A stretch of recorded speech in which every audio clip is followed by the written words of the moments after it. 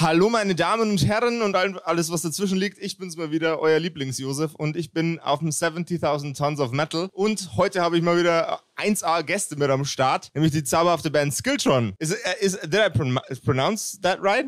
Perfect. I thought it would have a more Scandinavian ring to it when I say it. Like SKILTRON, is that more correct? SKILTRON. SKILTRON, okay.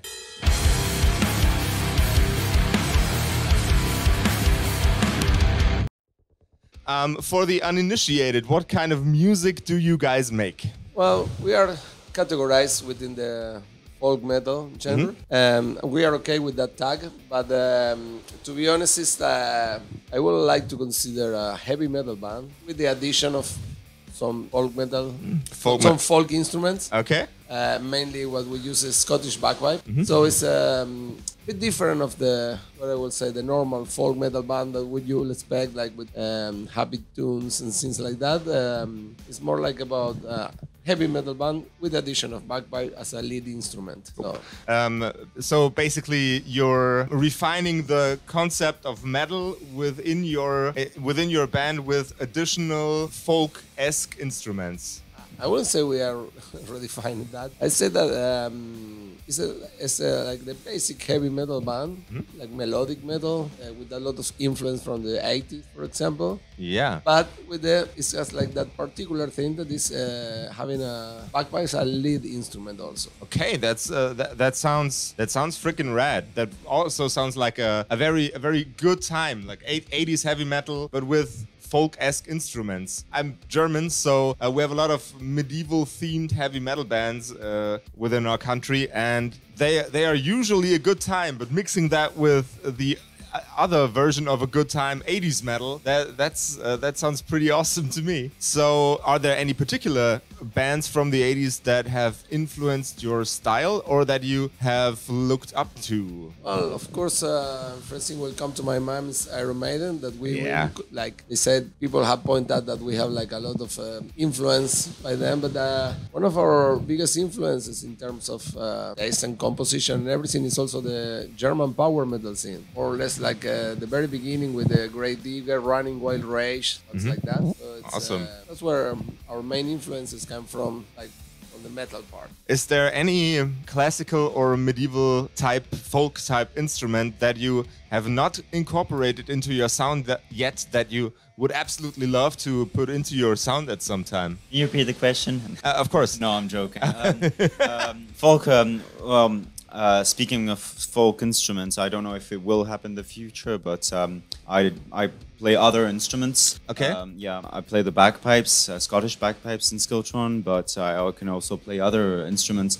And one of the instruments that I would like to add, if it works with the style, is probably accordion. Accordion? Yeah, not the chromatic accordion, like, you know, those big accordions that are chromatic, but more the diatonic accordion, which has another kind of vibe, another kind of style. It's a very Bavarian instrument, the diatonic accordion. Yes, it is. Yeah, well, it's all over Europe, all over probably the world too. But since it has been well, with immigration and the Irish and everything, of course, you can find that instruments everywhere. But yeah, I think it would be a very nice addition. We'll see in the future. On what of the plenty of instruments within your band are you writing the songs? There's not a formula, but there's like a couple of things that actually works when it comes to songwriting. It can start as a guitar riff. Normally, I will try first to find a catchy chorus, for example,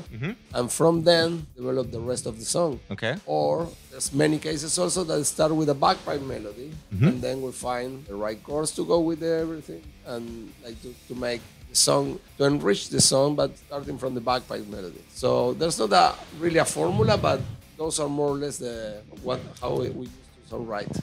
The thing is, when you want to compose with bagpipes, and many people do not know that the Scottish bagpipes are diatonic. You can play in a certain key. There's an alternative fingering that allows you to play in other keys. But most of the time, the biggest mistake with people ask me to record bagpipes for their song or what, and they arrive with this song and they're like, okay, could you please record some bagpipe on this? And what key is your song? Well, it's and they tell me. And usually, most of the time, people do not know that the tonality of the Scottish bagpipes. And there are things that you can do easily, and things that can actually be quite difficult to play. And when Emilio composes a song and he knows that there's bagpipe in it, he's going to have to think about that, before composing, or starting with the riff or something. And the thing that I like with SKILTRON, because I don't compose, I have other projects, and Emilio's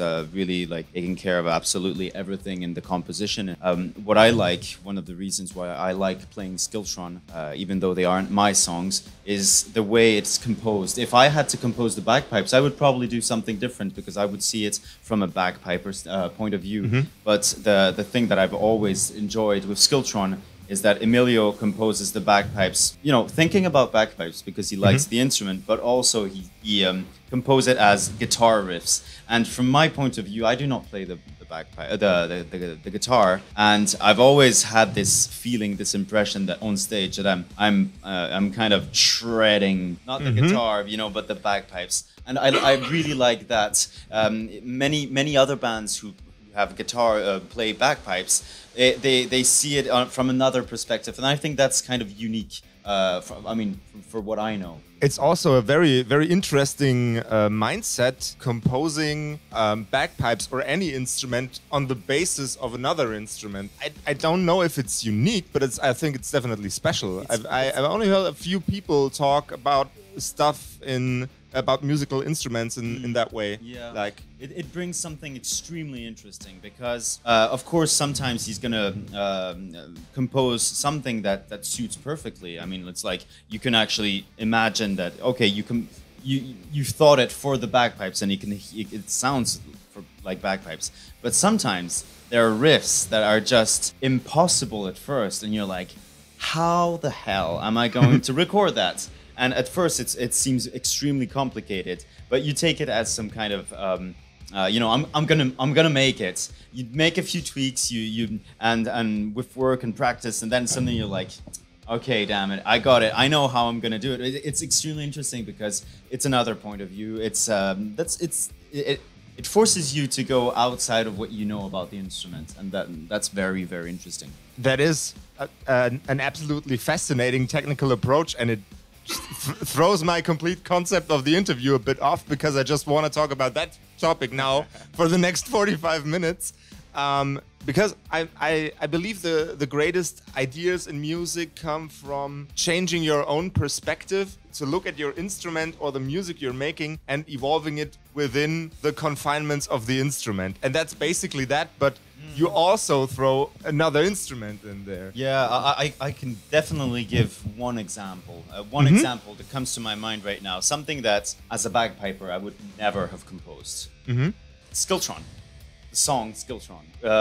You're playing on the lowest part of the instrument, and the beginning is basically like 3 notes on the lowest part with the pinky, and the riff is very, very catchy. It sounds like a horn in the distance. That's the way I feel it, and it's you repeat this riff over and over and over and over. And it's when we were playing on stage yesterday, I was thinking about that. I really like it. I would never have composed it that way. I would never have done that because it wouldn't have come to my mind to do that. But I can imagine Emilio with his guitar and doing that, and you're like, yeah, that's the shit, But on the bagpipes, you wouldn't do that because it isn't easy to do it. It doesn't come.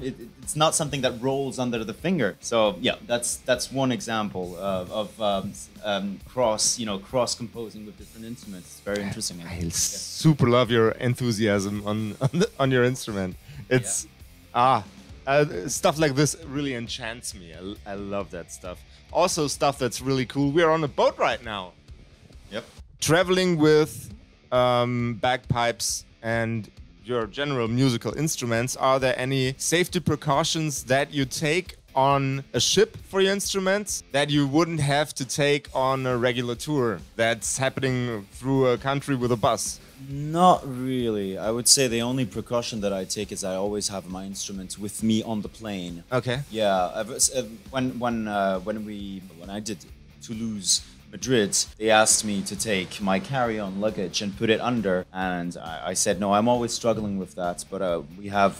Well, those are acoustic instruments and stuff, and I just don't. I wanted them to be with me. It's the only precaution on the boat. I mean, for those who do not know how it goes, this is basically a floating super mall. It is. It's a hotel. It's a building.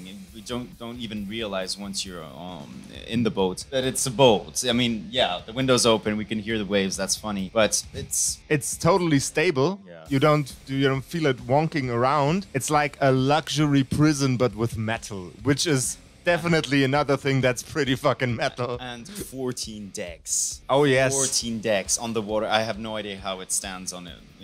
I play Magic the Gathering and would have absolutely loved to make a "how many decks do you have" joke at this point, but I think that won't catch on. Well, there's a new album coming. There's a new album coming. Tell me about the new album. We hope it's gonna be released in the next 3 or 4 months, hopefully, because it's been like extremely delayed. We started recording in 2020. It was going to be released that year. Okay. But then you know what happened? I know what happened. So we couldn't finish the recording by then because our singer was supposed to travel from Spain to Finland to record. So obviously it was not possible. Then when it was possible, he had like personal things going on. So after a few months, very good terms, he decided to leave the band. So we had to look for a new singer. Took a while and recorded the vocals with the new singer. But it is done, and hopefully it will be in the first semester of the year, because it was like far too long and we want it to be out already, Is there already a name for the album? Yeah, it is, but we cannot reveal it because it's not announced yet. God damn it. That's the shit that I like to have on the show. The one tiny information. How's the new album called? Okay, guys, one question that just popped into my mind. I believe you were from Argentina. Your singer's from Finland. You were from? Okay, I tell you how it works. Okay. So the band, originally we were all from Argentina when we started. Okay. But long story short, when we started to play in Europe, there was like some changes in the lineup because obviously not everybody can follow the same way. So it made sense that we replace, get new members from Europe, since that was what we were doing, like moving to Europe. So at the moment, there was only 2 members from the Argentina lineup remaining. So we are 2 from Argentina. Our singer, yes, he lives in Finland, but he's from Italy. Okay. Here is from France and live in France. And we have Jonas, who is Finnish. Okay. Lives in Finland, yeah. So 3 of us lives in Finland, 1 in Spain and 1 in France, to make it short. That's a very, very international band. I love that. It's like... Does the fact that you all come from different countries in some way inform or assess the music that you make? As a close-up question for today. No, obviously, for example, when Jonas, the drummer, joined the band, he was like trained maybe in the Finnish way, you know what I mean? Like that. It was like his own style, but of course, like influenced by the style of his own country. So not about the composition, but maybe about how it's played, maybe. A band from all around the world. It was an absolute pleasure to have you on the show. I repeat my sentence from before. I hope to hear from you soon. And if you know the title of the album, you can just WhatsApp me that thing. Ladies and gentlemen, this was SKILTRON. I'm Josef. And you out there, take care of yourselves, take care of each other, and rock and roll. Rock and roll.